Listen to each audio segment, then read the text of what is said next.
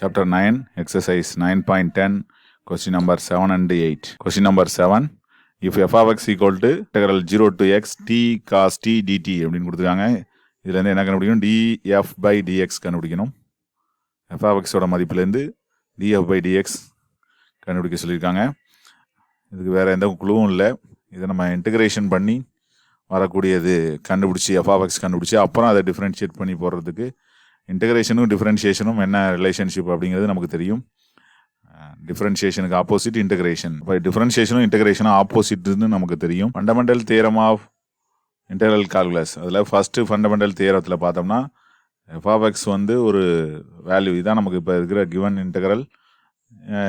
A to எக்ஸ்ன்னு இருக்குது, 0 to எக்ஸ்ன்னு நமக்கு கிவன் இன்டெக்ரல் இருக்குது. எஃப் ஆஃப் யூ வருதுன்னா வரக்கூடிய ஆன்சர் வந்து கேபிட்டல் எஃப் ஆஃப் எக்ஸ்னா கேபிட்டல் எஃப் ஆஃப் எக்ஸை டிஃப்ரென்ஷியேட் பண்ணால் இந்த இன்டெக்ரலுக்குள்ளார இருக்கக்கூடிய ஃபங்க்ஷன் அப்படிங்கிறது இந்த தியரத்துலேருந்து நமக்கு தெரியுது. First fundamental theorem of integral calculus. இதை மட்டும் நம்ம எடுத்துக்குவோம். அப்போ ஃபஸ்ட்டு ஃபண்டமெண்டல் தியரத்துலேருந்து நம்ம என்ன எடுத்துக்கலாம்? F of x equal to integral a to x. இங்கே 0 to எக்ஸ் இருக்குது. A to x f of u du அப்படின்னு கிடைக்குதுன்னா வரக்கூடிய ரிசல்ட்டு எஃப் ஆஃப் எக்ஸை டிஃப்ரென்ஷியேட் பண்ணால் என்ன கிடைக்கும்? வித் ரெஸ்பெக்ட் டு எக்ஸ்னா இந்த ஃபங்க்ஷனில் இருக்கக்கூடியது நம்ம எக்ஸுக்கு மாற்றிட்டோம்னா என்ன வருமோ அதுதான் கிடைக்கும். அதே போல் இங்கே நம்ம அதை ஃபாலோ பண்ணுவோம்.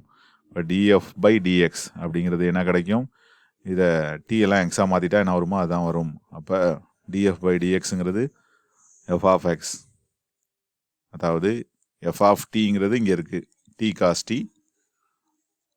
அதை நம்ம எஃப் ஆஃப் எக்ஸாக மாற்றிக்க வேண்டியதான், அதாவது எக்ஸு காஸ் எக்ஸ். அப்போ இந்த ஆன்சர் எங்கே இருக்குது பார்த்தோம்னா தெரியுது, இந்த இருக்குது. அப்போ கொஸ்டின்லேயே இருக்க ஆன்சர். இன்டகிரேஷனும் டிஃப்ரென்ஷியேஷனும் ஆப்போசிட்ஸ் அப்படிங்கிறதுனால இந்த ஃபங்க்ஷன் வந்து அப்படியே இருக்கும். இன்டகிரேஷனும் டிஃப்ரென்ஷியேஷனும் பண்ணாமல் அப்படியே இருக்கும் அப்படிங்கிறது தான் இந்த சம்முக்கான ஆன்சர். இது ஆப்ஷன் நம்பர் 3.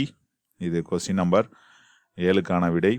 அடுத்தது 8th கொஸ்டின் பார்ப்போம். Area between y squared equal to 4x and its latus rectum is. Y squared equal to 4x என்ற பரவளையத்திற்கும் அதன் செவ்வகத்திற்கும் இடையே உள்ள பரப்பு என்னன்னு கண்டுபிடிக்கணும்.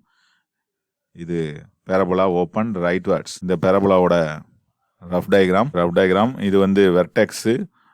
ஒய் ஸ்கொயர்ட் ஈக்குவல் டு 4xக்கு என்ன ஈக்குவேஷன் ஆஃப் லேட்டஸ்ட் ரெக்டம்னா அது ஃபோக்கஸ் வழியாக போகக்கூடாது. ஃபோக்கஸ் எவ்வளோ டிஸ்டன்ஸில் இருக்குது? இப்போது ஒய் ஸ்கொயர்ட் ஈக்குவல் டு 4xை இதோட கம்பேர் பண்ணுறோம். ஒய் ஸ்கொயர்ட் ஈக்குவல் டு 4axோட கம்பேர் பண்ணுவோம்.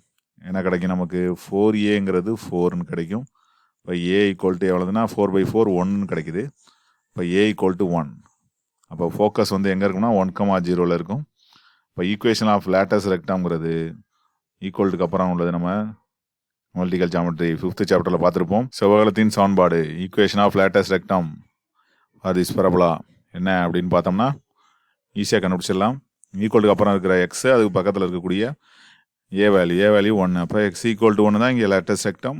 அப்போ அது வரைக்கும் உள்ள ஏரியா கேட்டிருக்காங்க. இப்போ இந்த ஏரியா தான் கேட்டிருக்கக்கூடியது. இதை நம்ம வந்து கண்டுபிடிக்கணும், இன்டகிரேஷன் பண்ணி கண்டுபிடிக்கணும். 0லேருந்து எக்ஸ் ஈக்குவல் டு 1 வரைக்கும். அப்போ இது எக்ஸ் ஈக்குவல் டு 0, அது நமக்கு நல்லா தெரியும். இப்போ லிமிட் வந்து 0 to 1. அதோட area above the X axis மேலே இருக்கிறதும் கீழே இருக்கிறதும் 1 தான். அப்படிங்கிறதுனால 2 times த ஏரியா இந்த லைஸ் இந்த ஃபர்ஸ்ட் குவாட்ரண்ட் அல்லது அபவ் த எக்ஸ் ஆக்சிஸ் அப்படின்னு சொல்லிடலாம். அப்போ ஏரியா தேவையான பரப்பு அப்படிங்கிறது என்ன அப்படின்னா 2 times இன்டெக்ரல் லிமிட் என்ன வரும்? 0 to 1 ஒய் டிஎக்ஸ் அப்படின்னு எழுதலாம். Equal to 2 into integral 0 to 1 y எப்படி கண்டுபிடிக்கிறது? ஒய் ஸ்கொயர்ட் ஈக்குவல் டு 4xலேருந்து ஒய் கண்டுபிடிப்போம். Y equal to plus or minus 4 root எடுத்தா 2 ரூட் எக்ஸ். அப்போ ப்ளஸ் இது மேலே இருக்கிறது மட்டும் தான் எடுக்கிறோம். அப்போ 2 into root x dx already ஒரு 2 இருக்குது. இப்போ 4 into x power root x அப்போனா 2 ரூட் எக்ஸ்ன்னு போடக்கூடாது, அது டிஃப்ரென்ஷியேஷன்.